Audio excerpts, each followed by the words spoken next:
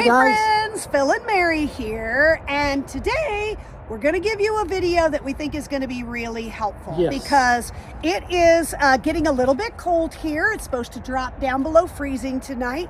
So here in Utah, we're having to winterize, and remember, we haven't had to winterize An RV in like 4.5 years. 4.5 years.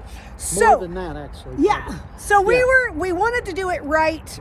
We wanted to make sure, and so we did what everybody does these days, and we went online and looked for a video. YouTube video. There aren't any. So we went to Coachmen looking for videos of the Pixel. No there video. So Phil has done his due diligence. He's done a lot of research, talked with Coachmen. We're going to walk you through how to winterize your Coachmen Pixel today. Okay, guys, just a disclaimer. I'm not responsible for your RV, only mine. I did call Coachmen. I talked to their customer service rep. His name is Bill. His phone number, his customer service phone number is 574-825-6225. Super helpful, super friendly, took as much time as I needed. I walked him through what I thought was going on. He agreed. He gave me some other things that I, consider. And so this is where we begin the process of winterizing the RV.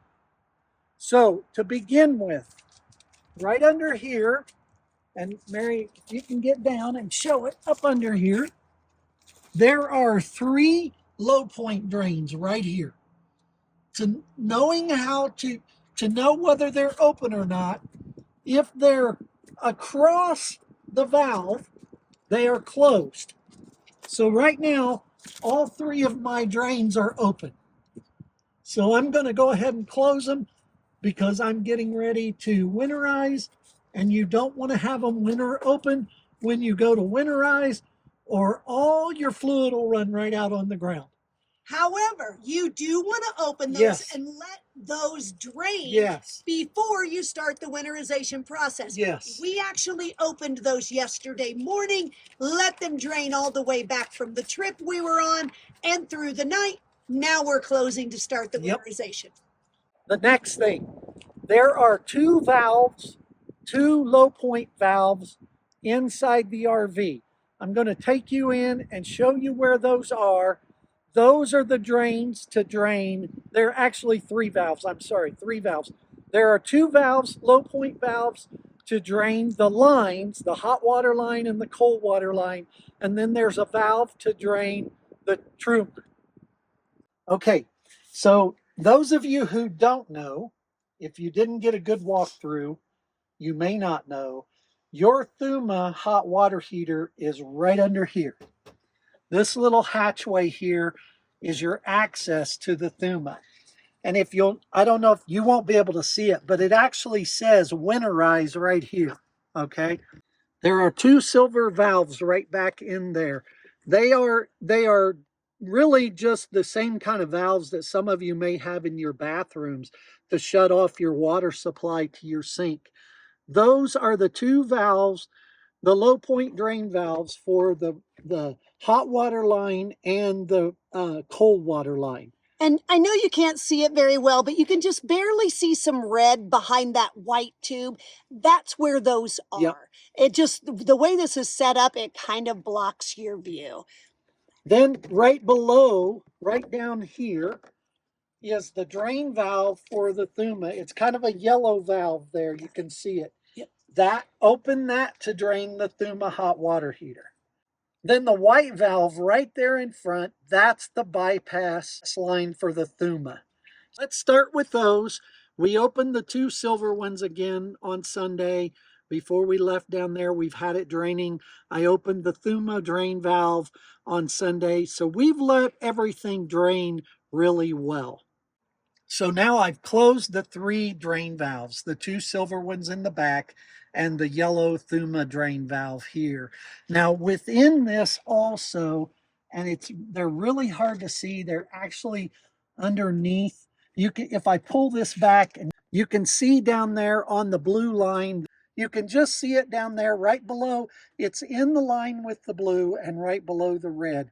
There are two of those. There's one on the red line and there's one on the blue line. Those are to isolate the thuma. Now, so everything in there is isolated. The thuma is isolated both the cold water side and the hot water side. The drain valves are closed, and then the one valve right here, you can just see the front of it there, that round white disc there. That's the bypass line valve, and that is open because that's gonna allow the antifreeze to go into that line also, but it'll bypass the thuma. Okay, so now we're at the back of the RV. This is one of the benches. The bed folds down on this bench. And there is this one door here. Also says winterize right there. And there's some writing, which, like I said, doesn't really help. This line is just stuck down in here. This is actually the suction line to suck the antifreeze out of the jug. Now, you have a couple options here. The first one is, there is a video online that shows you how to make a little thing that you attach here that goes down in these jugs. This will not fit in the top of that jug, but or you can do is use a bucket, or all I did was cut the side out of one of these jugs and I'll just shove this down in there like that. So that's that. Okay, that's now ready to be put into the system. Okay, if you'll look in here, you can see here's your water pump right here. This unit is your water pump. So if you're pumping water out of your tank, that's it. So if you look in here, after you get this in, if you look back in here, you can see there's your freshwater tank back there, the white plastic tank. With the light, I'll show you again the pump. You can see the pump. And there's also a valve right here in the line. When I was talking to Bill, he said, you don't have to shut that valve. All that valve is the draw line that draws out of the tank to the pump. He said the pump won't pump back into the tank. He said, but if you feel more comfortable, close the line. You're not going to hurt anything. I'm personally going to close the line. I don't want a bunch of that antifreeze going back into my tank. I don't want a chance of that at all. So I'm just going to close this line right here. Again, you go from across the line, in line with the line to across the line. And so, of course, if you have a Pixel, you know, here's your battery disconnect. Ours was off because we had stored it overnight. And here's your water pump right here, okay? So as soon as I turn this on, that's going to start pumping out of that jug. I want to prepare for that, though. And Bill said, start with your sink. Then go to your shower, then your toilet, then your outdoor shower. So we're going to start with the sink, and you should turn it on like a warm setting, not on hot, not on cold, on a warm setting. And it's going to draw that up in, and you just want it to draw until there's some coming out. So let's turn the pump on, and here we go. And you'll know when it's coming out because it'll be pink. Oh. Clear pink. There we go. We're good in there. We're good in there. And then go ahead and shut it off. And then you'll see initially there was some water in that. That's just the residual water that was in the lines. Now we're going to go to the shower, and I'm going to turn the shower on. The next thing you do is your stool, and he said just flush it 2 or 3 times and there should be enough in there to come out. Here we go. And there we got pink. We're at the outdoor shower.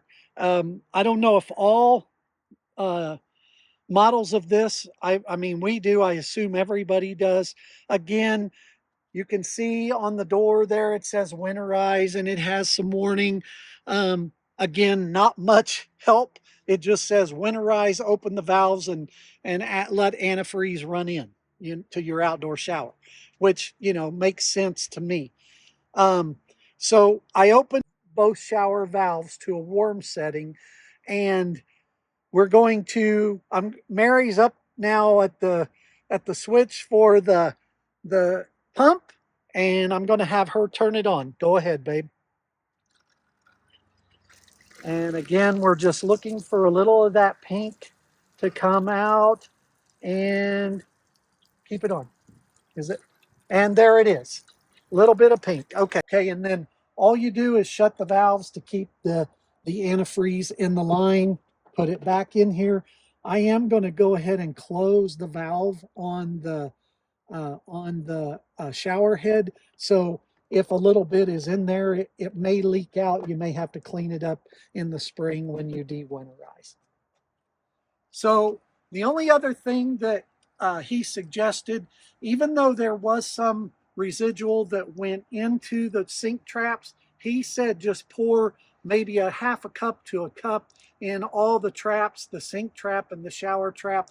That way you make sure that you have, good quality antifreeze in those traps. He said that you could put some antifreeze in the cassette. That way, if there's any residual water in there, it would keep it from freezing also. So I'll probably, we let some of the antifreeze go into the toilet. I'll probably just flush that into the cassette, and that'll be enough.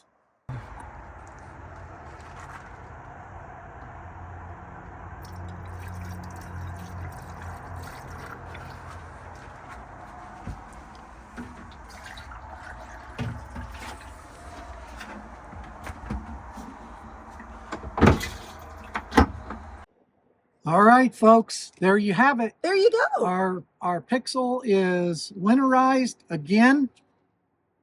I'm not responsible. Disclaimer, if you don't do it right, that's on you. My suggestion is, if you're not really comfortable doing this yourself, take it to a dealer. Our problem was we couldn't get to our dealer couldn't get us in until the 11th of November. So, and it was going to get too cold, and it's supposed to be like 29 tonight. But keep in mind that Phil has had years of experience with RVs, even though for the past 5 years we haven't had to winterize. We've been RVing for I've been winterizing forever, since I was a kid. So he was pretty confident in his ability to do this. And by calling the company, and I said, can you help me walk through this? And he said, absolutely. I walked through this. He said, you've got it. That's exactly right. The valve settings are exactly right. Everything you've talked about is right. He said, you're good. We wanted to make sure that other people like us who'd never done it before would have access to a resource. So one thing we did want to tell you is that it does take an entire gallon of antifreeze. We actually bought that pink RV antifreeze at Walmart. And it's not expensive. I don't remember how much it was, but you can get that stuff. You can get it just about places, anywhere. But we got it at Walmart. Tractor Supply, you can get a Walmart. But don't feel like you have to buy a ton. A gallon is all you're going to need. We had enough to pour about a cup into each of the traps. We, like you saw us drop. You drop some into the cassette. All the lines have antifreeze in them now, so we're good to go. I feel really comfortable. We had it kind of figured out, but then by calling the company, he said, yeah, you've got it. I will say this, if you need information, call the CSRs, the customer service reps there. This is an opportunity for you to see how to do it. Yep. And you saw that if Phil and Mary can do it, anybody can do it. All right? All right. So, as always, we're Hendrick Home on the Highway. And even though we might be winterizing, don't be surprised if you don't see us going out even this winter. Yeah, You never know. We'll figure something out. But as always, we'll see you down the road.